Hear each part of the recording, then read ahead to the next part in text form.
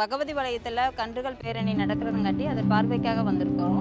நாங்கள் வந்து 4 வருஷமாக ஆவினில் தான் பால் ஊற்றிட்டு இருக்கோம். எங்களுடைய அதாவது டெய்லி ஊற்றுறது எவ்வளோ ஃபேட்டு என்னங்கிறது எல்லாமே அப்போதைக்கு அப்போவே நாங்கள் தெரிஞ்சுக்கிறோம். குறைஞ்சாலும் எந்த காரணத்துக்காக குறையிறது என்கிறதையும் நாங்கள் அப்போவே பார்த்துக்குறோம். பேமெண்ட்டும் அதே மாதிரி தான் 10 நாள்னா 10 நாள் கரெக்டாக எங்களுக்கு அடுத்த நாள் 11வது நாளும் கரெக்டாக 10 நாளைக்கு ஒருக்கா வந்து பேமெண்ட்டும் வந்திருக்குது. இதனால் எங்களுடைய வாழ்வாதாரமும் உயர்ந்திருக்குது.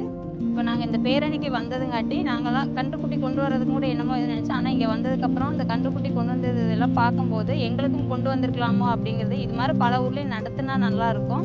இப்போ அமைச்சர் வந்து அந்த கன்றுக்குட்டிகளுக்கு எவ்வளோ முக்கியத்துவம் கொடுத்து அதை பார்த்து பண்ணும்போது எங்களுக்குமே ஒரு ஊக்கமாக இருக்குது. அடுத்த தடவையிலேருந்து மற்ற இது நடத்தினாலும் நம்மளும் கொண்டு போகணுங்கிற ஒரு ஊக்கம் வந்திருக்குது. இந்த மாதிரி நிகழ்வுகளை எல்லாம் நடத்தி பால் உற்பத்தி பண்ணுறவங்கள ஊக்குவிக்கிறதுக்காக பால்வரைத்துறை அமைச்சருக்கும் முதலமைச்சருக்கும் நன்றியை தெரிவிக்கிறேன்.